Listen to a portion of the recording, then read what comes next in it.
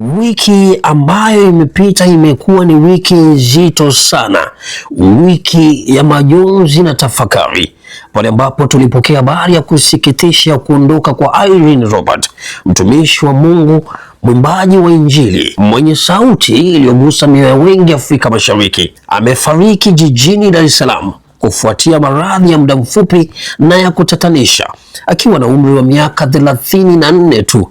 Habari hii iliyothibitishwa siku ya Ijumaa Machi 20 mwaka 2026 imewaacha wengi katika mshangao mkubwa, kana kwamba si kweli, lakini ndivyo ilivyo. Maisha ni mafupi na hayana uhakika. Kifo akichagui tajiri wala maskini, mdogo wala mkubwa.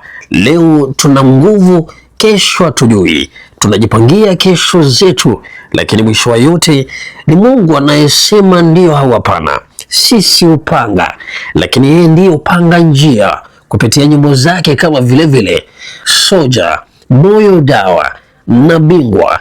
Irene alikuwa zaidi ya msanii, alikuwa mhubiri wa Injili kwa njia ya muziki. Nyimbo zake zilikuwa tiba kwa nafsi, zilikuwa faraja kwa walioumia na mwanga kwa waliokuwa gizani. Alishirikiana na majina makubwa ya Injili Afrika Mashariki kama Christina Shusho, Rose Muhando na Guardian Angel. Ushuhuda wa jinsi huduma yake ilivyokuwa na athari pana, lakini leo sauti imenyamaza. Tunatoa pole za dhati kwa familia yake, marafiki na watumishi wenzake. Mungu awape nguvu, awafariji na awe ngome yao katika wakati huu mgumu. Hakuna neno la kutosha kuelezea maumivu haya, lakini Mungu anaelewa. Na sisi tuliobaki tusipuuze ujumbe uliopo hapa. Tuombe Mungu tufundishe kuhesabu siku zetu. Tunaweza kupanga mipango mikubwa, lakini tukumbuke yeye ndiye mwenye neno la mwisho.